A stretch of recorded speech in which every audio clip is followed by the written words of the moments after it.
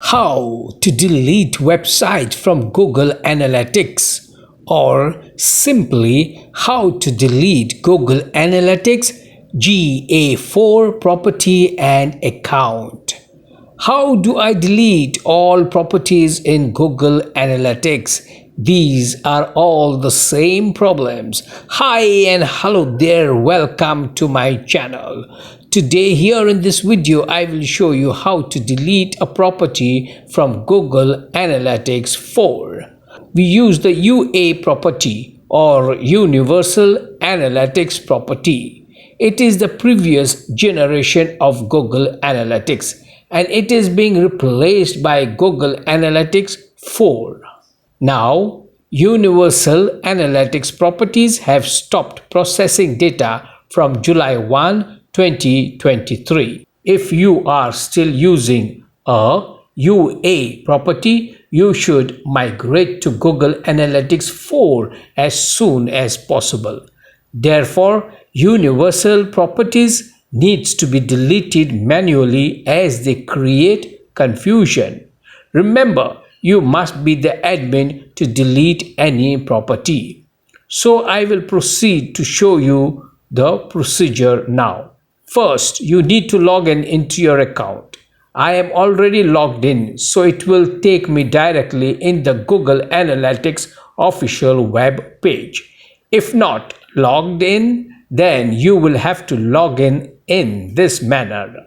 Now, here you can see that I have my properties in here. Remember one more thing. If you watch some old videos, they will show you slightly different procedure. But here I will show you the most easiest method and the latest updated version.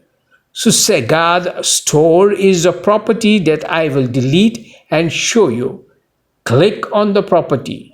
This is the property. Always better to make sure what you are deleting. If not, by deleting something else will create double work and then waste of precious time. So here in the left hand bar, you need to go right down and click on the admin icon. First click on trash can. You will land here. Once you move a property to the trash can, it will be permanently deleted after 35 days. You cannot restore a deleted property after that. Now, this option is for deleting one property. It means if there are 2-3 properties within one property, then you will have to delete one by one.